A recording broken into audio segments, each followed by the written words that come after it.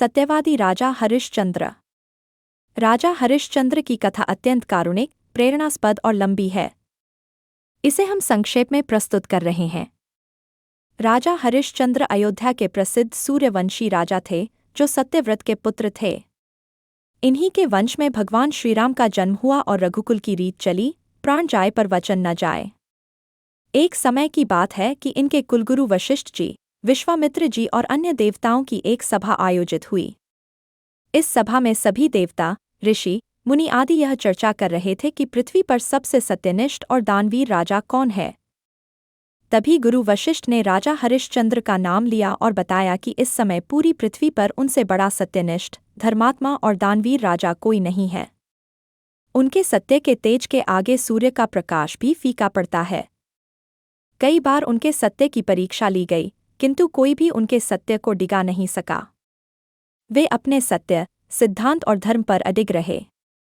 विश्वामित्र जी ने कहा, आचार्य, मेरी दृष्टि में पृथ्वी पर सबसे बड़ा दानवीर होना अब संभव नहीं है, और ऐसा कैसे हो सकता है कि किसी का सत्य और धर्म डिगाया ही न जा सके। सभी देवताओं ने मूक स्वीकृति दी, किंतु आचार्य वशिष्ठ ने कहा, यह सत्य है। यदि कोई चाहे तो राजा हरिश्चंद्र की परीक्षा ले सकता है। विश्वामित्र जी, जो पहले एक क्षत्रिय राजा थे, तपस्या के लिए वन में चले गए थे और बाद में ऋषि बने। लेकिन क्षत्रिय का तेज, अहंकार अभी भी उनके अंदर था। उन्होंने सभा में तो कुछ नहीं कहा, लेकिन मन ही मन यह संकल्प कर लिया कि वे राजा हरिश्चंद्र के सत्य को अवश्य डिगाएंगे। इसी विचार के साथ उन्होंने राजा हरिश्चंद्र की कठोर परीक्षा लेने का निर्णय लिया। विश्वामित्र जी अपनी योगमाया से तपस्वी ब्राह्मण का रूप धारण करके राजा हरिश्चंद्र से जंगल में मिले। राजा हरिश्चंद्र ने उन्हें प्रणाम किया और पूछा, ब्राह्मण देव, मैं राजा हरिश्चंद्र हूँ। आपकी क्या सेवा कर सकता हूँ? विश्वामित्र जी ने कहा, राजन, मैं एक यज्ञ की तैयारी कर रहा हूँ और उसमें धन की आवश्यकता होगी। मुझे आपकी मदद चाहिए। राजा हरिश्चंद्र ने वचन दिया, ब्राह्मण देव, मेरे राजमहल के द्वार सदैव आपके लिए खुले हैं। आप अवश्य पधारें। यह कहकर राजा अपने महल लौट गए। कुछ समय पश्चात विश्वामित्र जी ब्राह्मण के रूप में राजा हरिश्चंद्र के महल पहुंचे और राजा को उनका वचन याद दिलाया। राजा हरिश्चंद्र ने कहा, ब्राह्मण देव, आज्ञा करें। विश्वामित्र जी ने कहा, राजन, मुझे आपका पूरा राज्य, धन और ऐश्वर्य चाहिए। महल के सभी पदाधिकारी सोचने लगे कि यह मांग पूरी करना संभव नहीं है। तब राजा हरिश्चंद्र ने कहा, ऋषिवर, मैं आपको अपनी पूरी संपत्ति और राज्य सौंपता हूँ। तभी विश्वामित्र जी ने कहा, राजन, मैं आपके दान से अत्यधिक प्रसन्न हूँ, किंतु शास्त्रों के अनुसार दान के पश्चात दक्षिणा देना आवश्यक होता है। राजा हरिश्चंद्र ने कहा, अवश्य, ब्राह्मण देव। बताइए, आपको कितनी दक्षिणा चाहिए? विश्वामित्र जी ने कहा, मुझे 1100 स्वर्ण मुद्राएं चाहिए। राजा ने अपने मंत्री को आदेश दिया कि ब्राह्मण देव को तत्काल 1100 स्वर्ण मुद्राएं दक्षिणा स्वरूप दी जाएं। विश्वामित्र जी ने कहा, राजन, आपने अपनी संपत्ति पहले ही मुझे दान कर दी है, और दान की गई वस्तु से दान नहीं किया जा सकता। राजा हरिश्चंद्र ने कहा, ब्राह्मण देव, मुझे थोड़ा समय दें। मैं आपको 1100 स्वर्ण मुद्राएं अवश्य दूंगा। राजा हरिश्चंद्र अयोध्या से अपनी पत्नी तारा और पुत्र रोहित को लेकर पैदल ही खाली हाथ काशी के लिए निकल गए। राजा हरिश्चंद्र एक चक्रवर्ती राजा थे, यानी पूरी पृथ्वी के राजा।